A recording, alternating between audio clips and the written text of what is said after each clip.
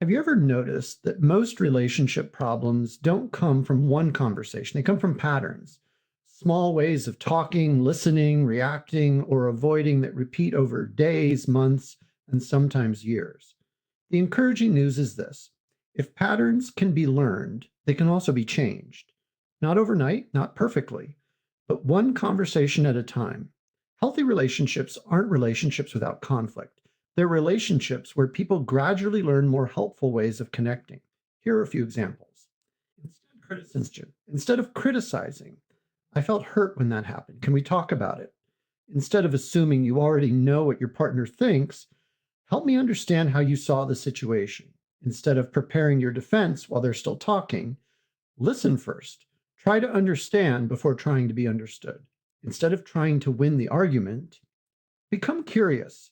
You might still disagree, but curiosity keeps the relationship open. Healthy connection also means sharing your own needs directly and respectfully, balancing your own concerns with the needs of the relationship, and staying engaged even when conversations become uncomfortable.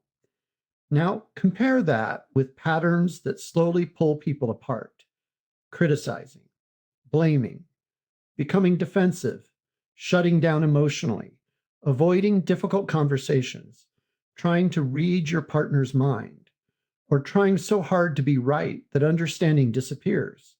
You may hear things like, "You never care about me." What's the point? Nothing will change. I already know what you're going to say.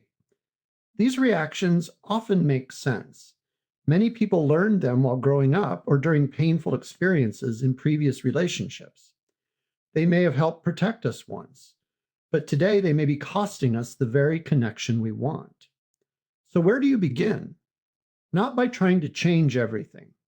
Choose one small pattern, just one. Perhaps today, replace one criticism with one honest feeling. Replace one assumption with one question. Replace one interruption with 1 minute of listening. Replace walking away with saying, "This is hard, but I want us to understand each other." Small steps practiced repeatedly often create surprisingly large changes over time.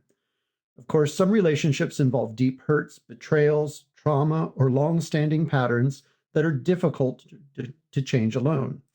There is absolutely no shame in seeking professional help. Counseling isn't about proving that someone is broken. It's about learning new ways of connecting that many of us were never taught. This video only scratches the surface. But if it helps you notice one unhelpful pattern and replace it with one more helpful one today, you've already started moving your relationship in a healthier direction. Real change rarely comes from one perfect conversation. It grows from many small moments of choosing connection again and again and again. This video only scratches the surface. If you'd like to explore these ideas in a more structured way, I created an app called Harmonious Love that walks couples through recognizing unhelpful patterns and gradually building healthier ones through practical daily exercises. Whether you use that, another resource, or work with a therapist, I hope you continue taking small steps toward creating the kind of relationship you want. Thanks for watching.